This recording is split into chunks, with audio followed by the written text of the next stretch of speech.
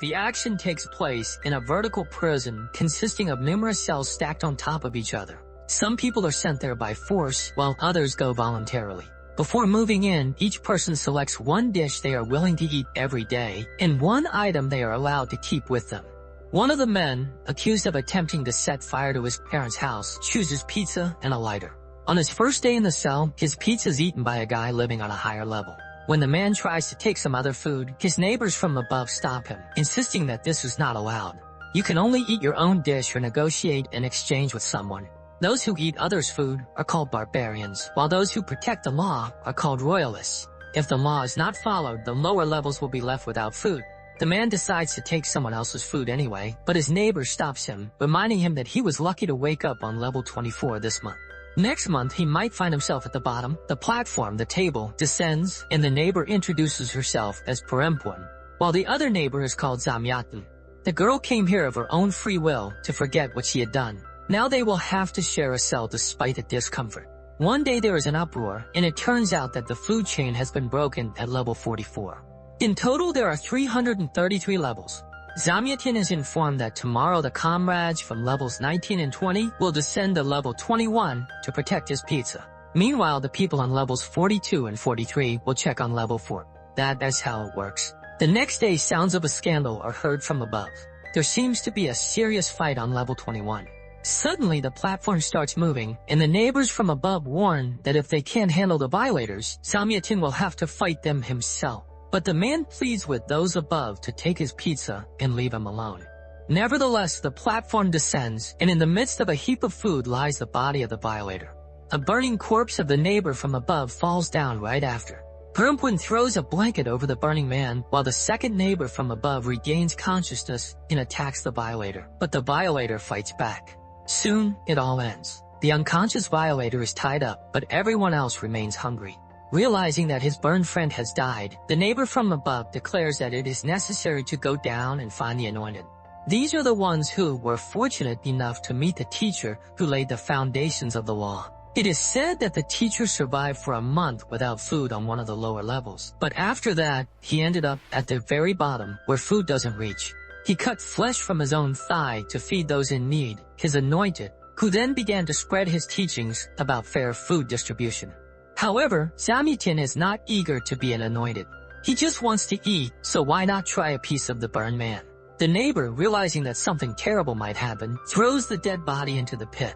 Next, the neighbor tosses the untouched food, explaining that it belongs to those who perished on the upper level. Therefore, it cannot be eaten. If Zamyatin wants to take it for himself, he must throw away his own dish. Only in this way can justice be maintained, as the death of a comrade cannot be a reward.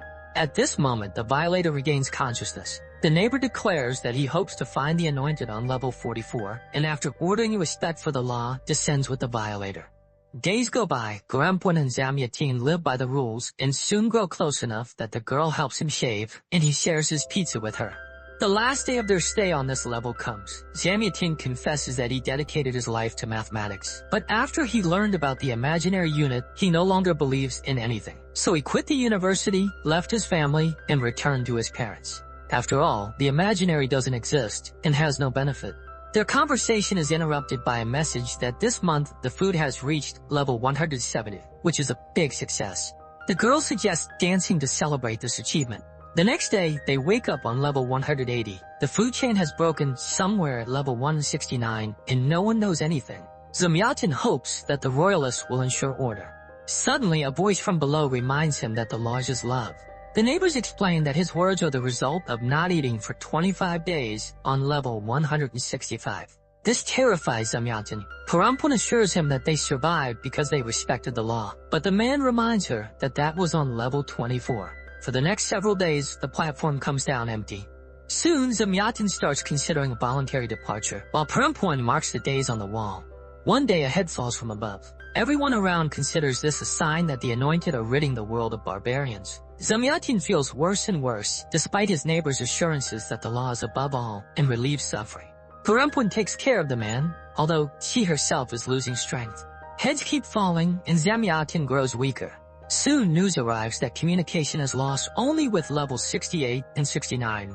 Order will soon come, but the anointed leading the resistance urges everyone to hold on and find the lame man and the cross-eyed woman who gorged themselves on level 176 last month. There is also a violator on level 24 who ate his comrades' dishes.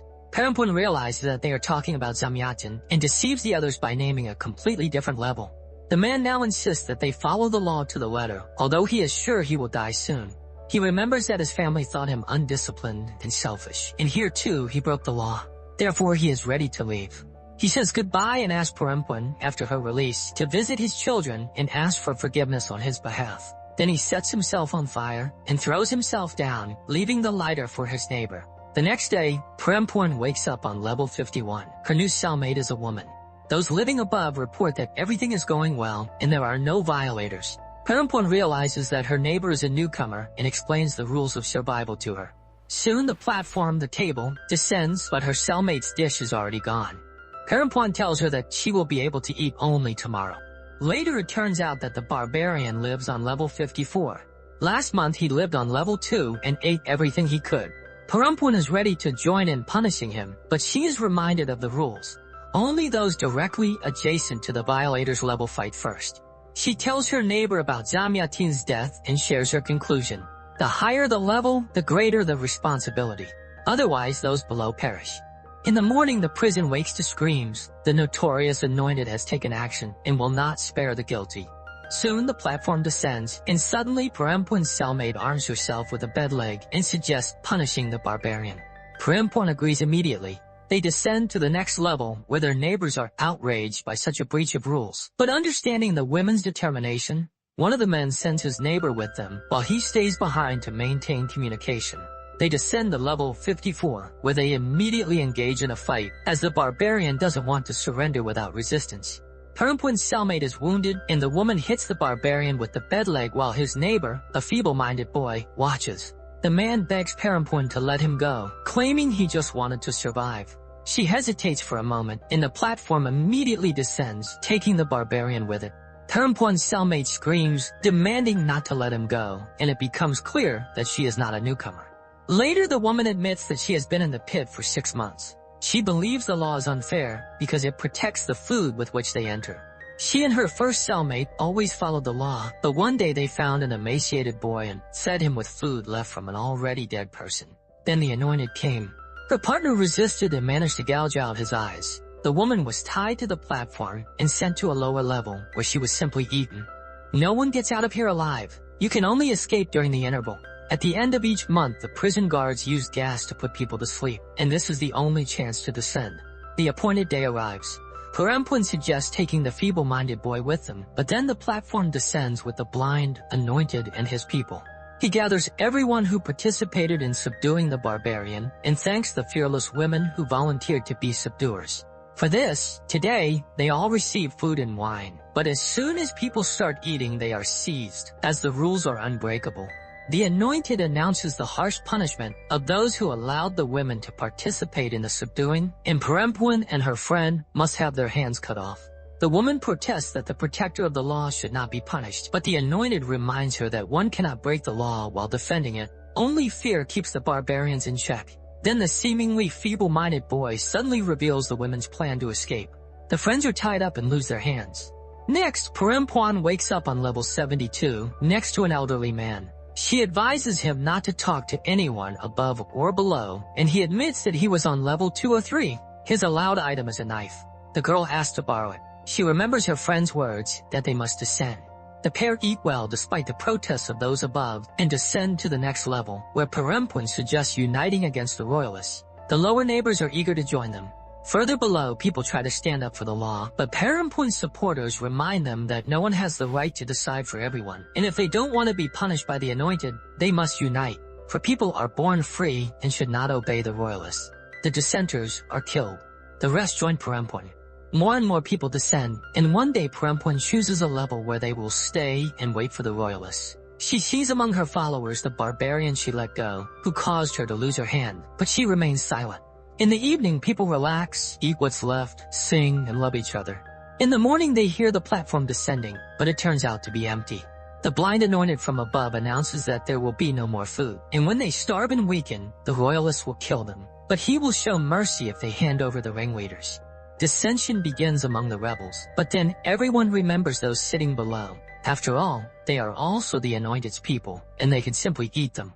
Looking at those around her, Perempuan remembers how, after years of hard work, she managed to organize an exhibition of her sculptures depicting the cruelty of the animal world. Her boyfriend came to it with his son and introduced them. The boy couldn't sit still, and among her works was a paw with blades for paws. The boy stumbled, and one of the blades pierced his eye, causing the child's death. The court ruled it an accident. Her works were bought for millions. She came to the pit to forget what she had done, as she didn't want to listen to advice. At this moment, the platform descends from above with the Anointed's people, and a bloody fight begins. When almost everyone has died, Perempuan sees the wounded Anointed, who asks her to finish what she started. But the girl offers to heal him and feed him his own flesh. Then he will be worthy of his teacher. She needs time to forgive herself, and so she leaves. Perempuan calls her neighbor, but he refuses. It was the best month of his life, but they are prisoners of themselves. Then, the woman seeking to leave this hell plugs her nose with pieces of cloth to avoid inhaling the sleep-inducing gas. Meanwhile, down on level 333, among the children living there, one boy is chosen. Perempuan pretends to be dead, hoping that the cleaners will take her to the top level, from where she can escape. She is loaded onto the platform, which descends to the very bottom, where the woman sees the guards laying a child on a pile of corpses. She reminds herself that she must escape, but her conscience does not allow her to leave the child. Perempuan tries to reach his bed, but hits her head, which proves fatal for her. The woman finds herself in the afterlife, where children act as guides for the inhabitants of this strange place to their final destination. She can still choose to leave herself or save the child. Perempuan stays surrounded by the souls of her previously deceased comrades. Like the first platform, the sequel does not impose specific ideas or rules. It simply allows the audience to observe humanity at its best and worst. Here, everyone truly has their own truth. What seems logical and reasonable when you're on one of the upper floors loses all meaning when you find yourself lower down.